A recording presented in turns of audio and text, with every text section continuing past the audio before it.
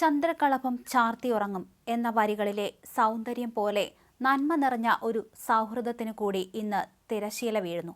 മുൻ MLA PT തോമസിന്റെ ഉറ്റ ചങ്ങാതിയും പ്രമുഖ ഉപഭോക്തൃ സംരക്ഷണ പ്രവർത്തകനുമായ ഡിജോ കാപ്പൻ ഈ മനോഹര തീരത്തോട് വിട പറഞ്ഞു. PT തോമസിന്റെ വിയോഗവേളയിൽ കേരളം ഏറ്റുപാടിയ ആ വരികൾക്ക് പിന്നിലെ നിയോഗമായിരുന്നു ഡിജോ. തന്റെ മരണശേഷം ചന്ദ്രകളഭം പാട്ട് കേൾപ്പിക്കണമെന്ന PT-യുടെ അവസാന ആഗ്രഹം ലോകത്തെ അറിയിച്ചതും അത് നടപ്പിലാക്കിയതും ഡിജോ കാപ്പനായിരുന്നു. ആത്മമിത്രത്തിന്റെ ഓർമ്മകൾ ബാക്കിവെച്ച് സാധാരണക്കാരുടെ അവകാശങ്ങൾക്കായി പോരാടിയ ആ കരുത്തൻ യാത്രയാകുമ്പോൾ കേരളത്തിന് നഷ്ടമാകുന്നത് ഒരു വലിയ നിയമ പോരാളിയെയാണ്. വാഹനാപകടത്തിൽ പരിക്കേറ്റ് ദീർഘകാലമായി ചികിത്സയിലിരിക്കെയാണ് അന്ത്യം സംഭവിച്ചത്. ഉപഭോക്തൃ കർഷക അവകാശങ്ങൾക്കായി സന്ധിയില്ലാത്ത പോരാട്ടം നയിച്ച അദ്ദേഹം സാധാരണക്കാരന്റെ ശബ്ദമായി കോടതി മുറികളിലും തെരുവുകളിലും നിറഞ്ഞുനിന്നു. ഉപഭോക്തൃ സംരക്ഷണം ലക്ഷ്യമിട്ട് 1988 അദ്ദേഹം സ്ഥാപിച്ച സെന്റർ ഫോർ കൺസ്യൂമർ എഡ്യൂക്കേഷൻ വഴി നടത്തിയ പോരാട്ടങ്ങൾ ചരിത്രത്തിന്റെ ഭാഗമാണ്.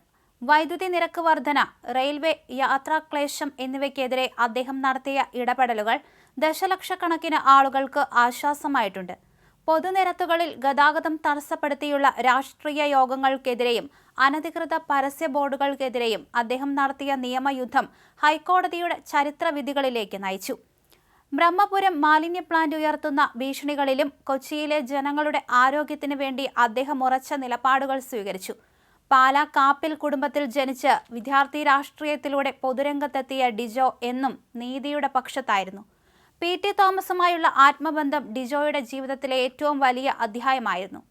PT തന്റെ അന്ത്യനിമിഷങ്ങളിൽ കണ്ടുവച്ച സ്വപ്നങ്ങളും ആഗ്രഹങ്ങളും വിശ്വസ്തനായ ഈ ചങ്ങാതിയെ ഏൽപ്പിച്ചാണ് പോയത്.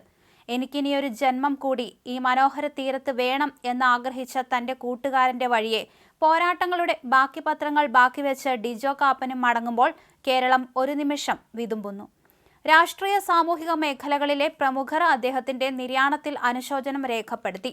വാഹനാപകടത്തിൽ പരിക്കേറ്റ് ചികിത്സയിലിരിക്കെയാണ് അദ്ദേഹത്തിന്റെ മരണം. ഉപഭോക്തൃ കർഷക ആവശ്യങ്ങൾക്കായി നടത്തിയ സന്ധിയില്ലാത്ത പോരാട്ടങ്ങളിലൂടെ കേരളത്തിന് സുപരിചിതനായ വ്യക്തിത്വമായിരുന്നു അദ്ദേഹം.